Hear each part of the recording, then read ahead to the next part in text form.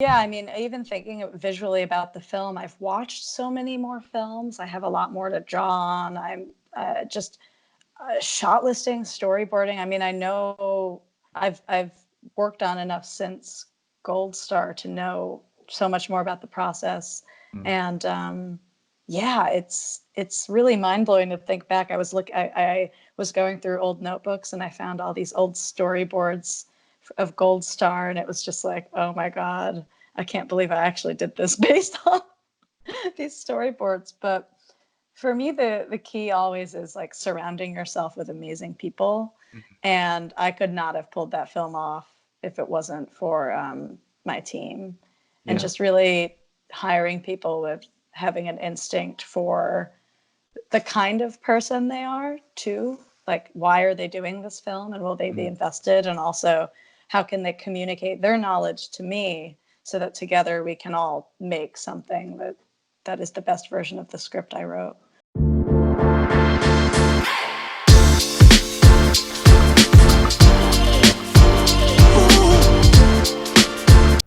This episode of the Smart Athlete Podcast is brought to you by Solpre, skincare for athletes. Whether you're in the gym, on the mats, on the road, or in the pool, we protect your skin so you're more comfortable in your own body. To learn more, go to solpre.com. Welcome to the Smart Athlete Podcast. I'm your host, Jesse Funk. My guest today is an award-winning filmmaker, if I can talk. She's also an ultra marathon runner. Welcome to the show, Victoria Negri. Thanks so much, Jesse. Thanks for spending some time with me. We'll start off. We'll jump right into imposter syndrome because I kind of touched on this when before we got going with the recording. Just being grateful that you and all of the people that come on the show will spend time with me because I'm not real, a huge platform. So I always feel like, why or will spend people spend time with me? But I'm happy you're here. But I was reading an interview I think you did talking about imposter syndrome, working with Robert Vaughn on Gold Star, and feeling like, do I really belong here? Should I really be doing what I'm doing? Yeah. Uh, so I kind of want to ask you, I guess, a little bit about that. Like, as you're moving forward from that, having finished it, having gone through um, festival cycle with it, Mm, do you feel more in place now? no. Worse almost, because now I think there are expectations. When I Oh, was first doing it, I felt imposter syndrome just coming from me, and I was like such an underdog and no one expected anything. Um, so for people listening, Gold Star is my first feature film. I wrote it, directed it, produced it, and act in pretty much every scene. It was a really crazy thing to do because I had never directed before anything. I never directed. And I was just like, oh, I started interviewing directors and quickly realized that I should be the one to do it. It was a really personal film. But yeah, it's weird because now that I'm moving on to my second feature, the imposter syndrome definitely remains, and I think I feel a massive amount of pressure because my first film could have been awful, and right. people would have been like, "Oh, of course, of course, she had no idea what she was doing, of Right. course." But now it's all like I've moved up a rung in the ladder, so to speak, of like I don't have to. I'm not producing this second feature. I have an amazing team working with me that I have access to actors that we're talking to for the lead role that I would have never dreamed that would even read the script. So yeah, it's imposter syndrome is strange and scary. It's very. I try to ignore it, but it's there. So Yeah. It's like this. It doesn't even matter. Like, I, so I also make a show about running because I have a, background in running. And I've been competitively running for almost 20 years now. oh, And cool. so when I started like doing this show, and it's just me sitting behind a camera giving advice about topics that people search. So it's not anything involved or crazy. But I'm like, am I really qualified to like do this? I don't know, But I think as in the interview that you gave about imposter syndrome, I think you mentioned, you've been acting for 10 years prior to doing Mm, the film. So it's like, okay, in my case, yeah, probably fine, like to give some tidbits here and there about like, don't do this or do that, because you're talking to people that have no experience. Like if we sat down and our roles were reversed and I was like, Victoria, I mm, want to, I want to direct a short film. Can you give me some advice? There's probably lots of things that would come out of your brain that maybe yeah. you wouldn't realize.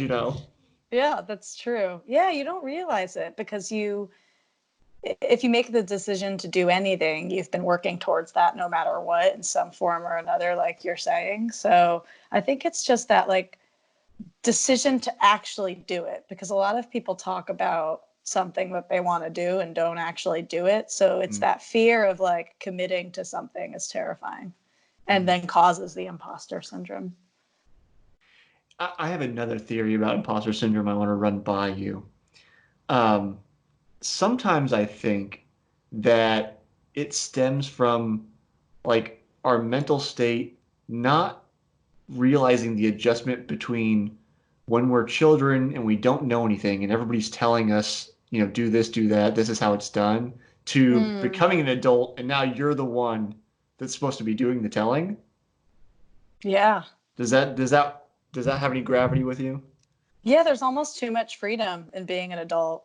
I've had a Mm, lot of conversations with a friend about um, what makes people really happy and would people, in the context of like operating within systems. So, mhm. do people thrive best like if there are a ton of rules and how to live in a society, or would we thrive best with this complete freedom? And I think yeah, with that in mind, like once you become an adult, there's no real, you choose your own path sort of.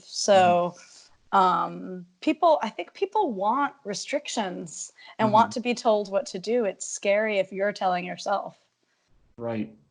I was like, as you're describing that, I want to say I fall hardly on the side of people want rules and restrictions and regulations and to not have to think so hard.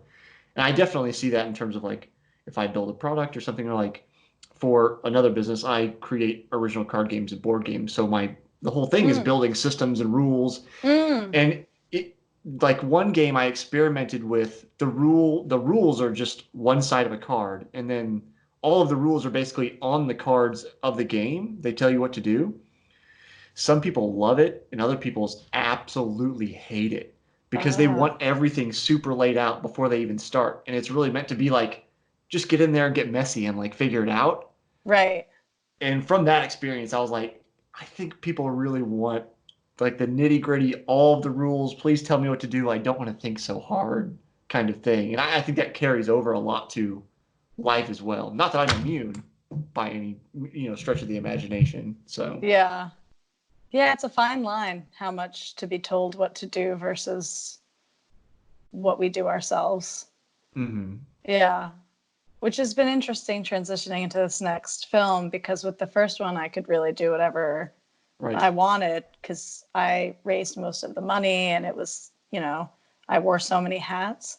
And in Hmm. the next one, like there is a certain freedom in not producing, but then it's also like, oh wait, I can't do whatever I want because there are people that are really guiding this ship in a way that like I'm so grateful for. But yeah, there are decisions being made that I'm like, oh, okay. I I don't, it's being made it's just a completely different way. Yeah. Um but also once money gets like actual money gets involved, that changes things. Rather You than start like being accountable to people. yeah, rather than my grandma being like, here's $20. Yeah. Yeah. So I so I didn't admit I have not watched all of Gold Star. I got through the first half hour, and then I was like, okay, I've got to work on something else. Um, but I started it, and I was just like, I need a better time because I was in the middle of the workday, and I'm like, trying to prepare for talking with you. I'm like, it is my kind of film. I love Oh good. independent films, and my girlfriend's always like, I showed her the trailer, and she's like, Yeah, that's your kind of thing. That's not my kind of thing at all. Oh, that's awesome. Yeah, I mean, I really tried to own what kind of film it is. It's not a plot driven Right, piece. It's really character driven, and these people pushing down these existential fears. right. Well, it seems more like this is what I wanted to ask you about. Kind of between the two films, since I don't think there's a trailer out for Ultra yet, No, correct? I haven't filmed it yet. No. Okay, okay. I was trying to find it in case, but I didn't see anything. So it seems like Gold Star is almost like I would call it like a slice of life kind Yeah. of film, you know? Mm-hmm. Is Ultra the same kind of attitude in that No. aspect, or is it more like there's really a whole, story arc to it, like classic story arc? Ultra is very, very, very different. Okay. Well, thematically, not as much. It's about a woman who's processing the death of her sister, which we are not really clear about. She blames herself for it. Hmm. And she runs Badwater 135, which is Okay. a race across Death Valley for maybe people that don't know. It's a 135-mile ultra marathon. And as she's running, her body and her mind really break down. She's not taking care of herself properly. Her team kind of falls apart. And as that happens, she has to come face to face with this traumatic event from her past in a Mm. surreal way to be Right. able to overcome uh, overcome it and finish. But yeah, it deals with similar themes, but it's much different in execution Mhm. and environment and scope. So it's going to be really blown out. I mean, we're going to shoot in Death Valley, Right. so yeah, I won't be in my mom's house. A little bit different. Well, Yeah. but that's good though, right? For I mean, for you, because then you step up, and even though, as you mentioned, there's more expectations. I feel like that also hopefully gives you the opportunity to like expand as a person, where you're like, I have these resources, I can take risks and do things I wouldn't be able to do, on my other film, even if you'd wanted to or it made sense, Yeah. because you have some kind of background or something to step off of.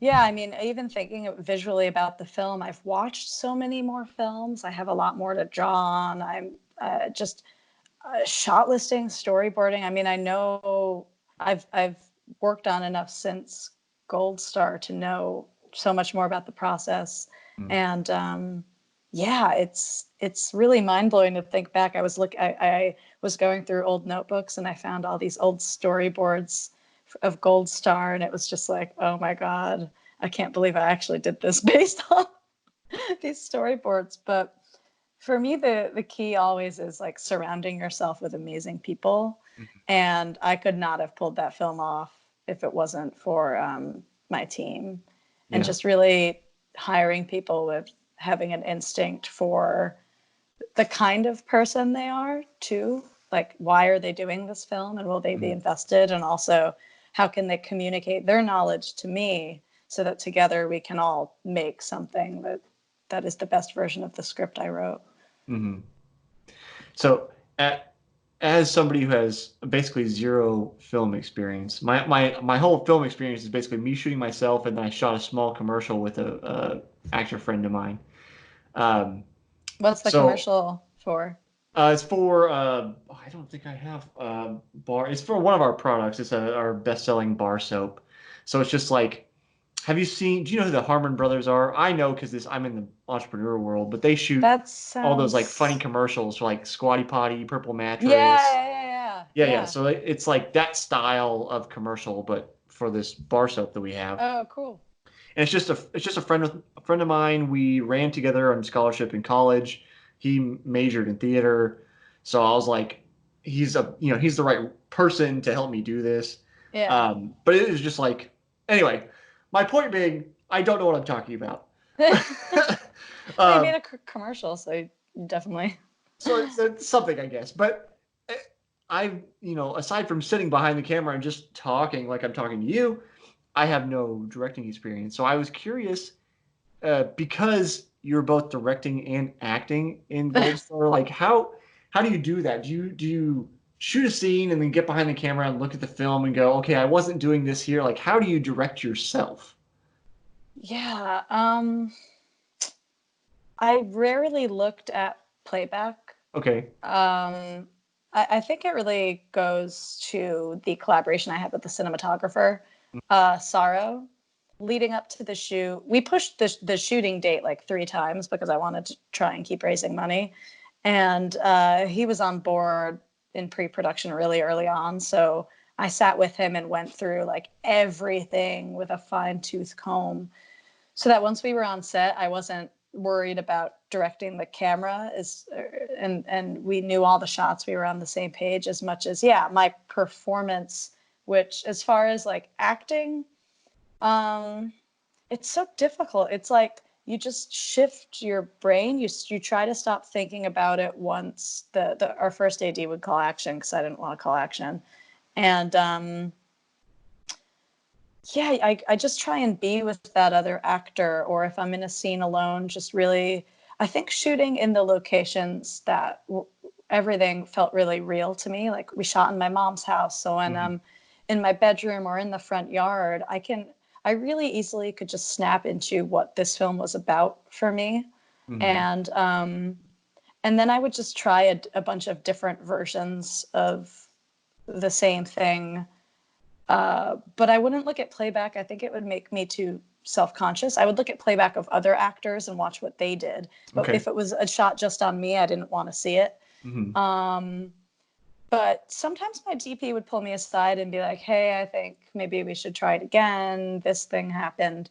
So our collaboration was really key in making me feel confident, that if something was really off, he would say something to me.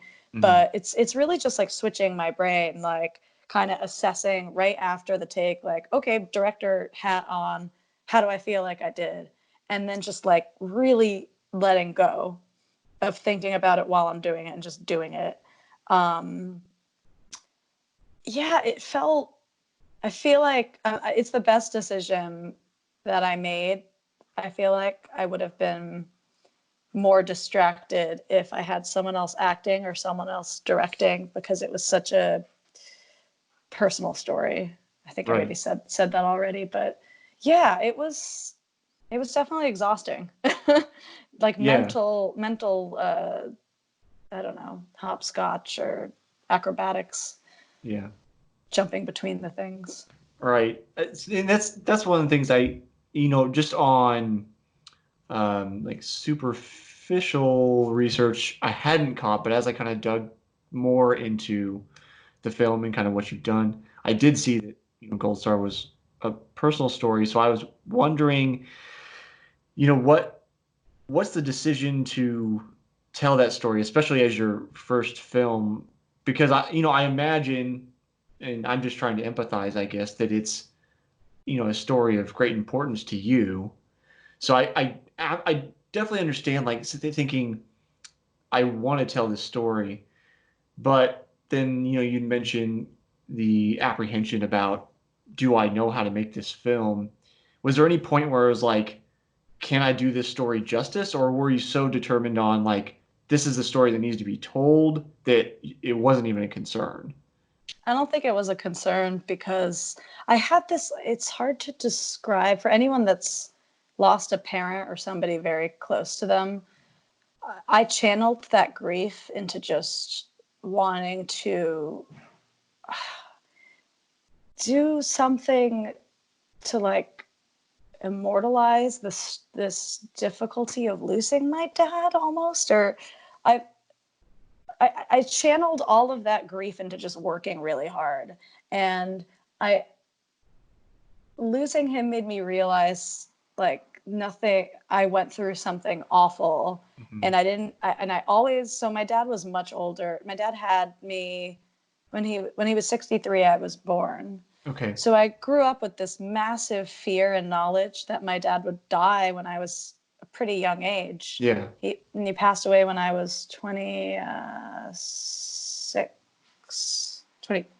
just before I turned 26. Okay. And I was already writing a script that was nothing like Gold Star. It was a father-daughter road trip film about a young woman taking her father to a high school reunion and stuff that Mm-hmm. happens along the way.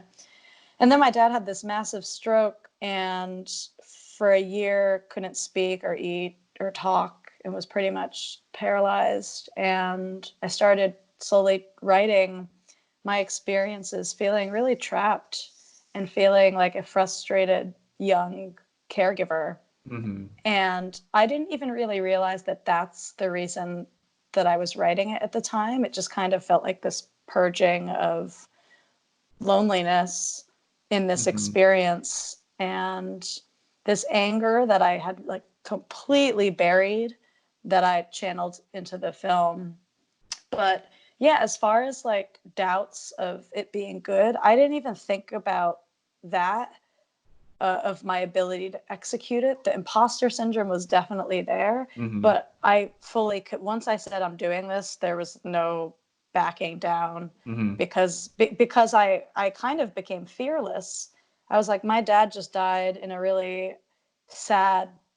I watched my dad die over a year, and then he died. What can go wrong? Who cares? I should make this Right. movie. Right. So I felt it was this weird freedom of fear in a certain way.